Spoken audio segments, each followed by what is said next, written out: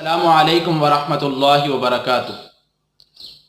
میرے انتہائی واجب الاحترام حضرات سامعین محترم، 28ویں پارے میں کل 9 صورتیں ہیں۔ سورہ مجادلہ ہے، مدنی صورت ہے، 22 آیات ہیں، 3 رکوع ہیں۔ اس صورت میں زہار کا کفارہ بیان کیا گیا ہے، چونکہ حضرت خولہ بنت ثعلبہ رضی اللہ تعالی عنہ کے شوہر اوس بن صامت رضی اللہ تعالی عنہ نے ان سے زہار کر لیا تھا۔ زمانے جاہلیت میں بھی زہار کیا جاتا تھا، جس کا مطلب یہ تھا کہ عورت وہ اپنے شوہر پر بالکل حرام ہو گئی، ہمیشہ کے لیے حرام ہو گئی۔ لیکن اسلام نے زہار کا کفارہ بیان کیا کہ ایک غلام کو آزاد کیا جائے، یا 2 ماہ کے مسلسل روزے رکھے جائیں، یا 60 مسکینوں کو کھانا کھلایا جائے۔ پھر اس صورت میں مجلس کے آداب بیان کیے ہیں، کیسے مجلس میں بیٹھنا ہے، کیسے جانا ہے۔ پھر منافقین کو حزب الشیطان کہا ہے، اور پھر مومنین کے لیے مختلف نعمتوں کا اعلان کیا ہے۔ آگے سورہ حشر ہے، مدنی صورت ہے، 24 آیات ہیں، 3 رکوع ہیں۔ اس کا آغاز اس بات پر ہو رہا ہے کہ کائنات کی ہر شے اللہ رب العزت کی تسبیح و تقدیس، حمد و ثنا کو بیان کرتی ہے، اور پھر اس واقعے کی طرف اشارہ ہے کہ نبی علیہ السلام کو یہود نے دھوکے سے قتل کرنا چاہا، تو آپ علیہ السلام نے ان پر چڑھائی کی اور ان کو جلا وطن کر لیا۔ یہ پہلی جلا وطنی تھی جو خیبر کی جانب ہوئی، اور پھر حضرت عمر رضی اللہ تعالی عنہ کے دور میں ان کی دوسری جلا وطنی ہوئی جو خیبر سے شام کی طرف ہوئی۔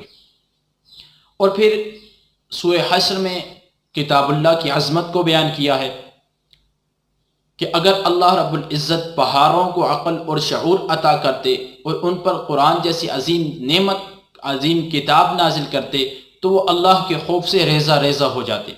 لیکن افسوس ہے انسان پر، اللہ رب العزت نے اس کو عقل اور شعور عطا کیا، قرآن جیسی عظیم کتاب نازل کی، لیکن وہ اس چیز سے ناواقف ہے، کتاب اللہ کی عظمت کو نہیں سمجھا، اس سے روگردانی، اس سے منہ موڑ لیا۔ اور پھر آخر میں اللہ رب العزت کی بعض صفات کو بیان کیا ہے۔ آگے سورہ ممتحنہ ہے، مدنی صورت ہے، 13 آیات ہیں، 2 رکوع ہیں۔ اس صورت کے ابتدائی حصے میں حاطب بنت ابی بلتع رضی اللہ تعالی عنہ کے واقعے کی طرف اشارہ ہے، اور مومنین کو تنبیہ کی گئی ہے کہ وہ اسلام دشمنوں سے دوستی نہ لگائیں، کفار سے دوستی نہ لگائیں، کیونکہ کفار اور اسلام دشمن ہمیشہ ہی اسلام کو نقصان پہنچاتے آئے ہیں، ہمیشہ سے ہی اسلام کو انہوں نے تکلیف دی ہے اور نقصان پہنچایا ہے۔ اور پھر جب عورتیں مکہ سے ہجرت کر کے مدینہ آنے لگی، تو آپ علیہ السلام کو حکم دیا گیا کہ ان سے اس بات پر بیعت کر لیں کہ وہ شرک نہیں کریں گی، چوری نہیں کریں گی، زنا نہیں کریں گی، اپنی اولاد کو قتل نہیں کریں گی، بہتان تراشی نہیں کریں گی۔ چنانچہ ان سے اس بات پر بیعت لی گئی۔ اور پھر سورہ صف ہے، سورہ صف مدنی صورت ہے، 14 آیات ہیں، 2 رکوع ہیں۔ سورہ صف کا موضوع جہاد اور قتال ہے۔ سورہ صف کا آغاز اللہ رب العزت کی تسبیح و تحمید، اللہ رب العزت کی حمد و ثنا کے ساتھ ہوتا ہے، اور پھر جہاد کے، قتال کے مختلف احکامات کو بیان کیا ہے، مجاہد کی شان بیان کی ہے کہ اللہ رب العزت کی نگاہ میں محبوب ہوتا ہے، اور پھر کوئی کتنی ہی طاقت لے کر آ جائے، کتنا ہی طاقتور ہو جائے، لیکن نور الہی یعنی اسلام کو نہیں مٹا سکتا۔ آگے سورہ جمعہ ہے، مدنی صورت ہے، 11 آیات ہیں، 2 رکوع ہیں۔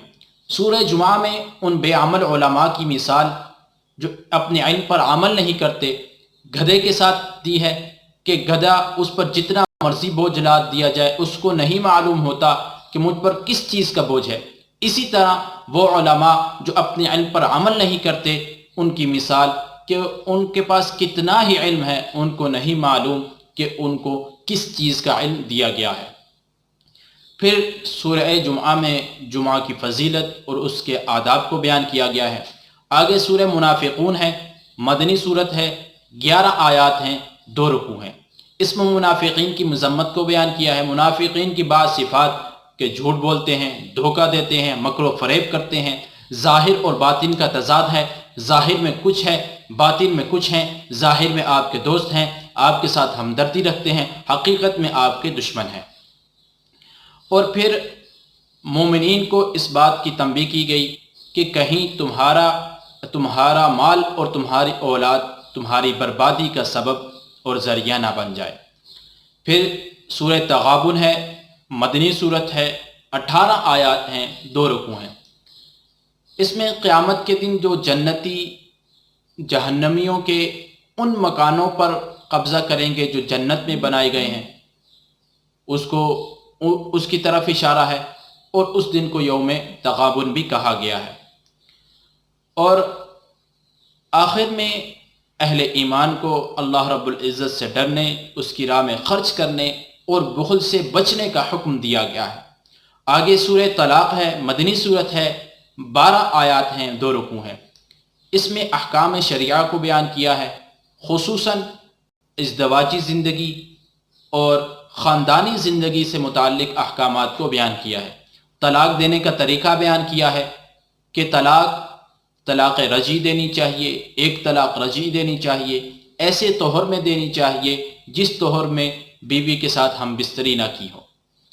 اس کی یہاں بعض قیودات اور شرائط ہمیں یہ بتلاتی ہیں کہ طلاق اللہ رب العزت کی نظر میں حقیقتاً وہ انتہائی قابل نفرت عمل ہے۔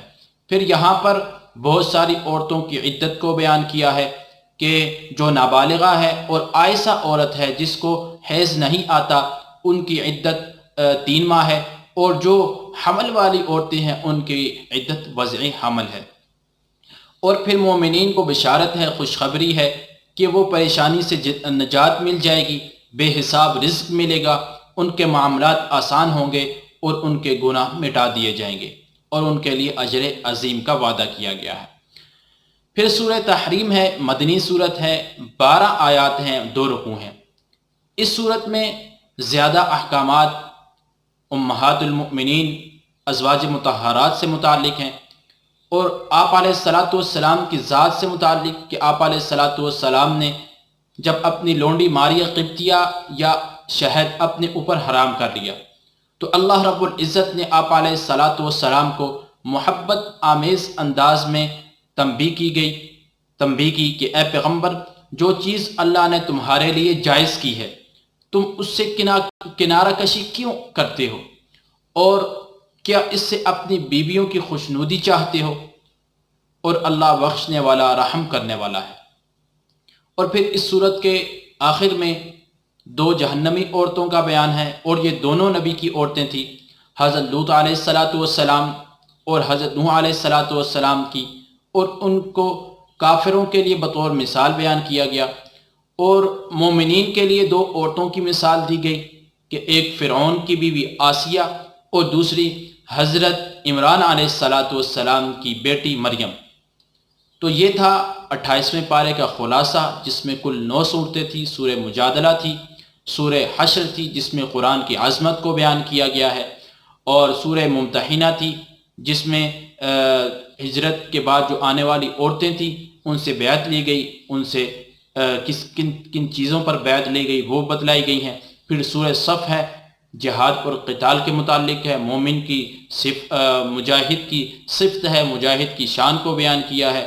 اور سورہ جمعہ ہے جس میں جمعے کی فضیلت اور آداب کو بیان کیا ہے۔